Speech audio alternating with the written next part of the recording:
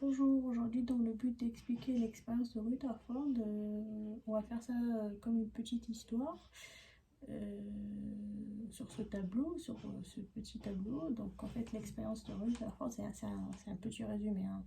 Il n'y a pas vraiment de grand chose. Alors l'expérience de Rutherford, c'est aussi appelé la feuille d'or qui date de 1909.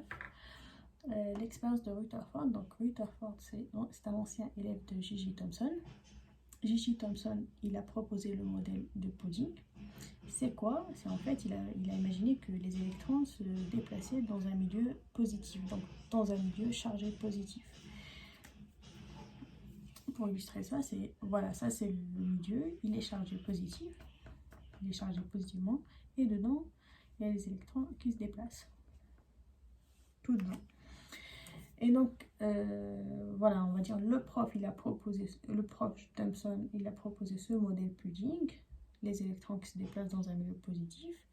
Après, son élève Rutherford, il s'est lancé dans le domaine de radioactivité, donc il a découvert des rayonnements alpha et bêta, et il est parti faire une autre expérience, une nouvelle expérience à ce moment-là, et il a découvert autre chose.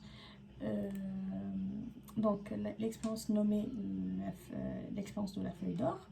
Donc c'est quoi? C'est tout simplement bombarder une feuille d'or avec des particules alpha, donc les rayonnements alpha. Et cette feuille d'or, elle est entourée par un écran de détection.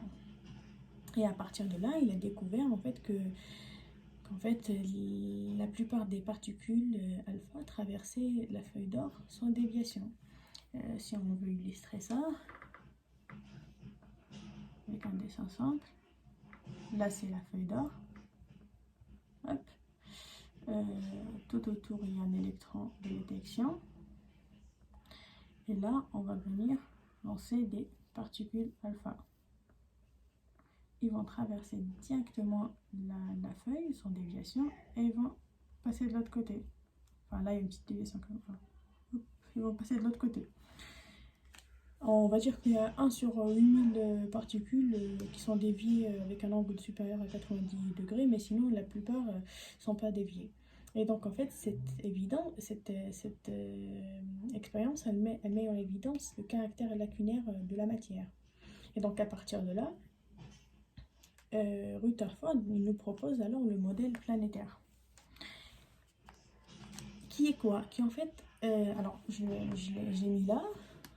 C'est tout simplement, il nous dit qu'en fait il y a une charge positive ponctuelle et centrale dans l'atome, et qu'en fait ce dernier il est constitué majoritairement du vide. Donc l'atome c'est du vide, majoritairement du vide, et il y a une charge positive ponctuelle centrale.